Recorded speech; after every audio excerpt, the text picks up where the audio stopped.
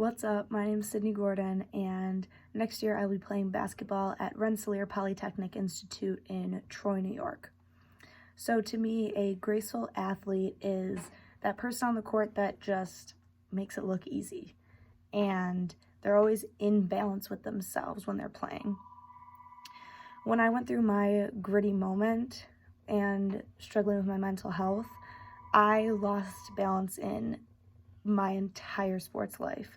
I completely lost the balance between competing and actually enjoying what I was doing because I just wasn't having fun anymore.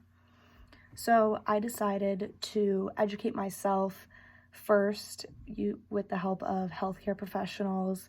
And then after I did that, and with the research I did, I went and I talked to my school principal, and I talked to her about educating the rest of our athletes because I knew for a fact I wasn't the only person going through this.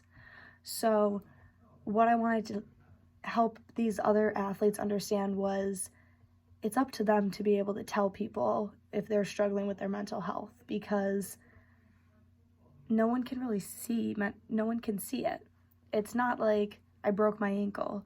It's I'm depressed or I'm struggling with anxiety. And so it's getting over the fear of having to actually go up to somebody and say, wow, I'm struggling with my mental health. I need a break, or I need to fix something in my life, or I need to find joy again in what I'm doing, or else it's not worth it. So I think the reason people have such a hard time with this is because it's been instilled in athletes that mental illnesses equates to weakness.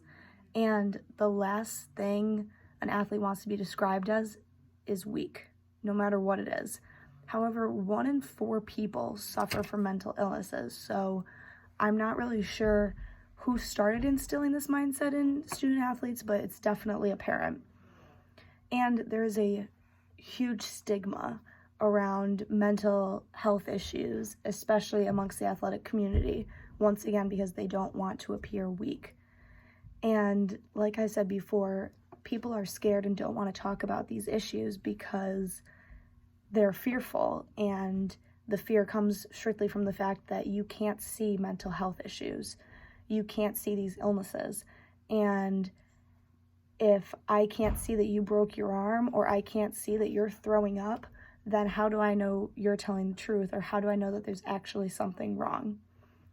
So when I finally decided to acknowledge my own boundaries and verbalize this to my team, my coaching staff, and the athletic community at my school, I was able to regain that balance between competing in the sport I love and loving the sport I love and actually having a good time playing it.